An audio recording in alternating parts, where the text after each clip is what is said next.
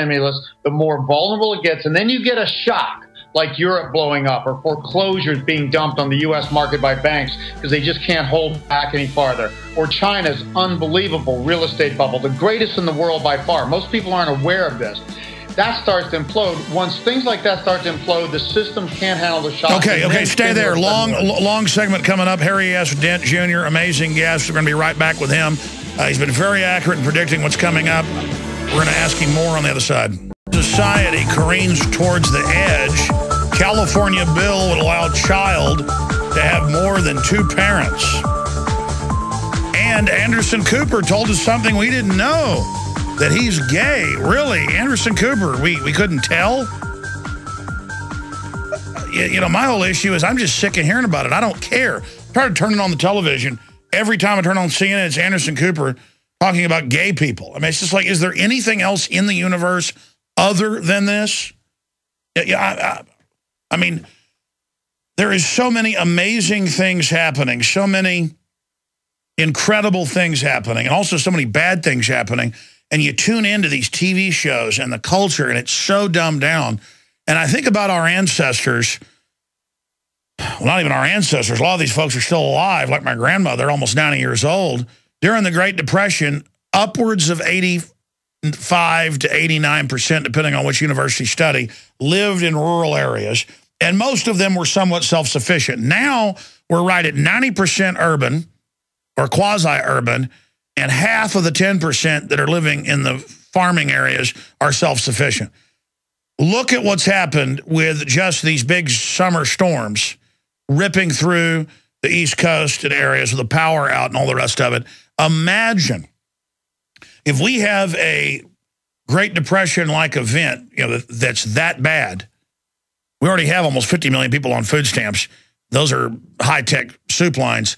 Imagine what it's going to be like, because I'm not nostalgic for the past, but I've looked at some of the sociology, the anthropology, the history. People were a lot more moral in the 20s and 30s, and they were more self-sufficient. So I want to ask Harry S.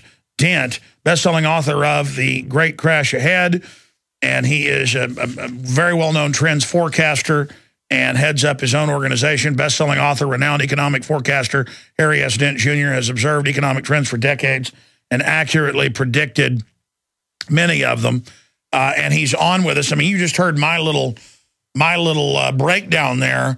I mean, and I see governments all over the world, not just here, digging in. The Chinese communists are buying huge Gatling guns on the backs of armored vehicles for their public. Same thing's happening here. I talked to police and military. I can open the phones up right now, but it's even in the news, where they're gearing up for unprecedented civil unrest. I don't see a way out of this once what are the numbers on how fast this could move? Because you were implying that it could happen in big fits and starts. It could be gradual. There could be trigger events. I mean, in your gut here, how do you see this going? How do you see this shaking out? Because I was reading a UN report yesterday where they talk about total collapse of society and a fortress world where the elites retreat behind protected areas, leaving the masses to fend for themselves in the wastelands. That is a quote out of the UN report. What do you make of that? Well, I don't study that to that degree, but I do know that every crisis in history tends to have a first phase where something goes wrong, and then people naturally go into denial. It's a human quality where something you can't take, you just deny it, and the governments are in denial now. They're trying to keep this bubble going.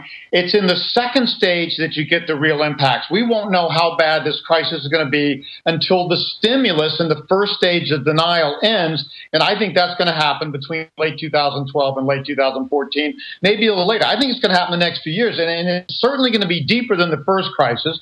There's certainly going to be more economic downturn, more banks failing, more businesses failing, higher unemployment, that sort of stuff. And there's going to be more civil unrest. I don't know how much.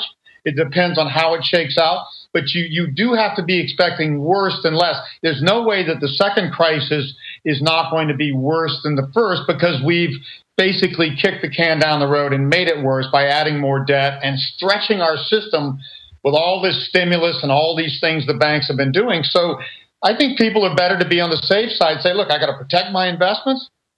I got to be as safe as possible. I'd rather live farther from downtown areas than closer in safer communities than not. I'd rather live more inland than on the coast. All these sort of things. It's really hard to tell. The reason it's hard to tell exactly because we haven't had a crisis like this before. We've never seen a totally global crisis, including emerging countries and China. We've never seen governments with the stimulus tools. They didn't have this in the Great Depression.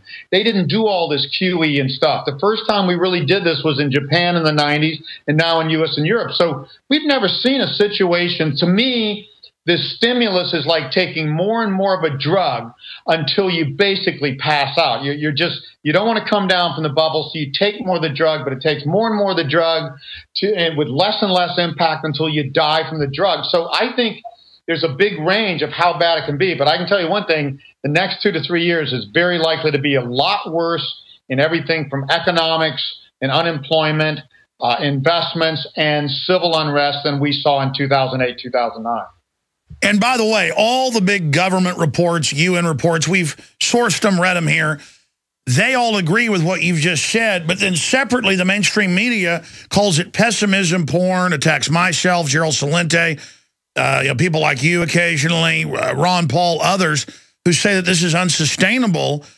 But, then they come out separately but say, there is a global meltdown, but global government run by the mega banks is the answer. I want to play a clip from 2 weeks ago on the Kudlow report on CNBC. I'm not going to play the whole clip, but they basically say we're ruled by mega banks, global governance, but you know what? That's the way it is. So they've gone from denying all this to throwing it in our face. I want to get your take on it. Here's a clip. And then we'll come back to you. Mostly what they do is hold summits. I think that right now the question is, do we all work for central bankers? That's what I want to address to our guest tonight. Is this global governance at last? Is it one world, the central bankers in charge? Jim Urio, you say we've got some downside here, a correction in the markets. Fine.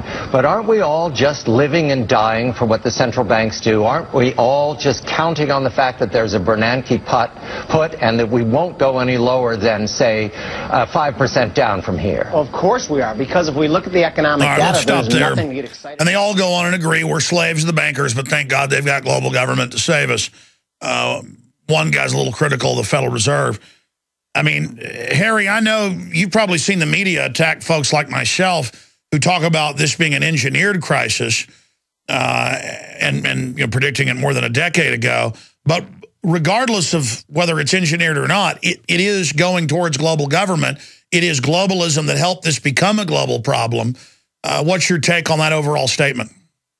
Well, I mean, we've grown forever, over centuries, from smaller communities into states and nation states and nations, and then now globalism.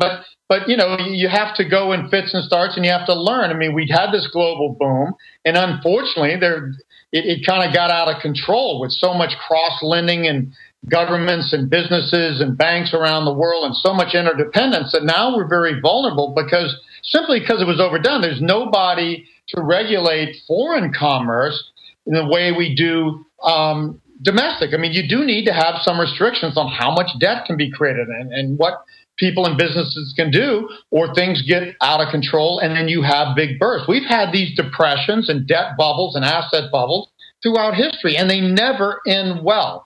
Whenever an economy grows a lot faster, debt grows a lot faster than the economy, you're stressing yourself beyond your means, and you're going to have a correction and get back into balance. That is human nature, whether any part of the world. This has happened over and over again. So we've just done this globally now, and we actually need to have a global slowdown. We need to restructure a lot of things, and we're going to need to have some better global agreements. You can't get away from the fact that we're in a global world, but you can't have some bureaucratic giant thing that tries to control this. These banks and central banks have tried to keep this thing going since the early 70s when the economy started to melt down after the last generation. And they've been picking winners and losers, which is inherent monopolistic garbage. And I agree with the statement you just made, and correct me if I'm wrong, because I'm interpreting what you said here, but there is this global combine, but they got so greedy with the derivatives and things and selling package mortgages 10 times over, that now they're endangering their own system. I think this global corporatist takeover, that in their zest to fund it all, they've probably destroyed themselves, because I don't think the world's going to go along with the very bankers that engineered so much of where we are today now posing as the saviors. I mean, what do you make of what I just said, A, and then B, what do you make of that clip I just played? Well, I mainly think once a system gets going, we had this bubble developing. Again, to me, everybody did it. Even a lot of us consumers borrowed money against our homes that were rising in value to get our kids in private school. We bought homes we couldn't afford. We speculated in homes. We speculated in tech stocks. The rating agencies turned a blind eye when all these debt leveraging and new things were happening. Government. We took the bait. We took the bait. Everybody did it.